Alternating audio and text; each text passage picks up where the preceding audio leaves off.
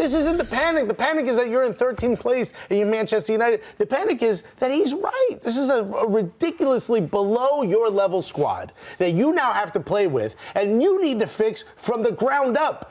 Your stadium's falling apart. Your training centers haven't been updated in decades. Cristiano Ronaldo came back and said, the same spider web was in this spot when I last played here. Like this, all of these things need to be fixed. And if this guy says the squad is bad, the squad is bad. And Jillian, you make a good point that the players are playing worse than they did under Eric Ten Hag. But he's trying to update the system. He's trying to bring in his style of play. That's going to take time. And you give him a long contract. He's going to be here for a long time. So get used to this. And if you're one of those players, I hope it takes the tact that you mentioned before of, hopefully this inspires you to be better.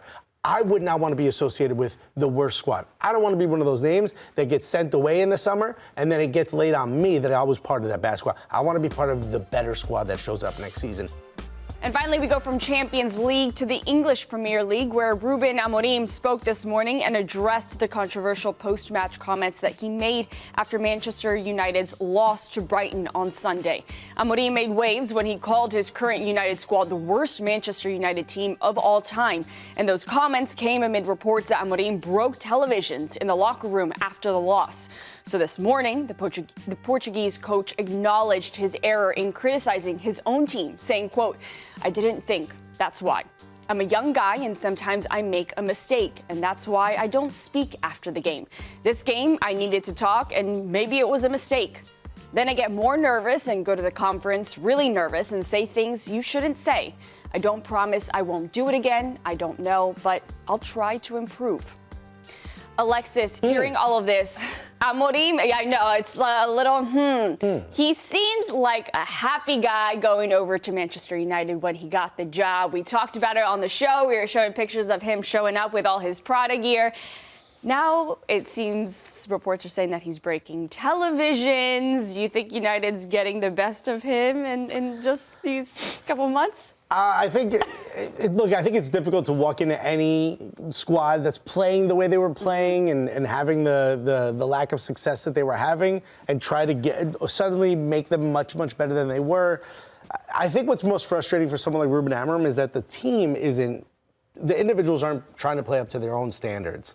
And seeing mistakes get made and seeing, positions be left open and seeing people sort of switch off where you're in 13th. You should not be happy. In the last 8 matches, they have 5 losses, 2 draws, and 1 win against Southampton. You're in 13th place in the table. You are Manchester United. It shouldn't take Ruben Amorim breaking a couple Samsungs for you to all of a sudden figure out that if you're a defender, you're supposed to be defending. If you're a midfielder, you're supposed to be here in this position. You should be playing as a unit and not just completely ghosting all of a sudden in the middle of a game. And in credit to Amorim here, he did shoulder a little bit of that blame after the game, saying that this is the same players doing worse under a new coach. So do you give him a pass for being a young manager? He says there, I'm a young guy. How much of a pass can you give him here? I would say less of it being a pass in terms of looking at it in its totality, the situation at Man U. And,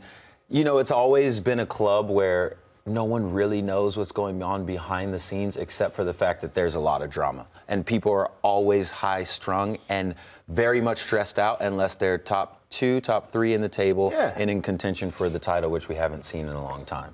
So for me, do I give him a pass? Not necessarily a pass, but it seems like this isn't crazy. For him to be trying to keep poised in moments and then emotion completely bubbling over if he's breaking TVs, it makes perfect sense to me because anybody is going to be stressed out in this situation because they're just dismal.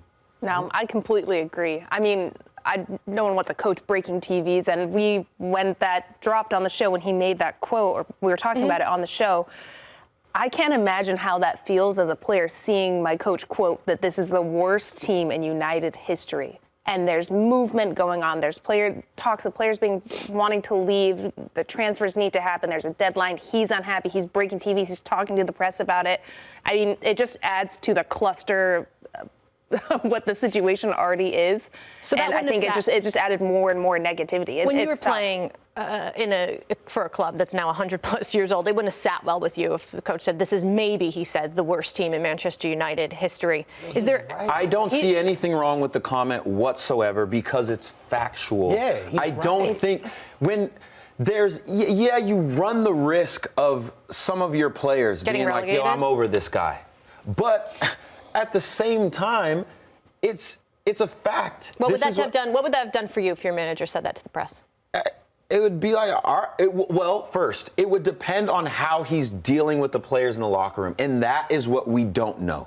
If he's putting the players in positions to succeed week in and week out in training, if he's having conversations with them face to face, talking about this is what I expect of you, and when you do it, you improve and you're in better stead with me. When you don't do it, you're in trouble. If he's being transparent with his players behind closed doors, which we will never know, and then coming out in the press and saying this is the worst team that this club has seen in decades, that's nothing crazy to me whatsoever. It just depends on if the players feel that the manager is being two-faced to them or not, and that's something that we won't ever know. Yeah, we come from Manchester United has a history.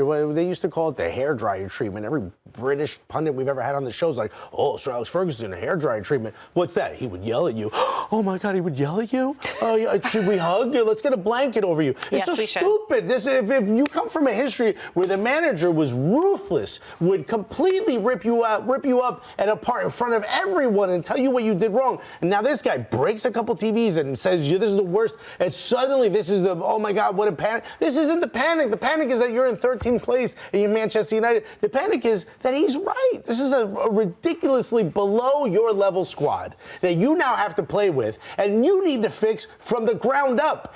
Your stadium's falling apart. Your training centers haven't been updated in decades. Cristiano Ronaldo came back and said, the same spider web was in this spot when I last played here. Like this, all of these things need to be fixed. And if this guy says the squad is bad, the squad is bad. And Jillian, you make a good point that the players are playing worse than they did under Eric Ten Hag. But he's trying to update the system. He's trying to bring in his style of play. That's going to take time. And you give him a long contract. He's going to be here for a long time. So get used to this. And if you're one of those players, I hope it takes the tact that you mentioned before of, hopefully this inspires you to be better. I would not want to be associated with the worst squad. I don't want to be one of those names that gets sent away in the summer and then it gets laid on me that I was part of that bad squad. I want to be part of the better squad that shows up next season. So it would motivate me. We'll see how it motivates them when Manchester United have Europa League action on Thursday against Rangers.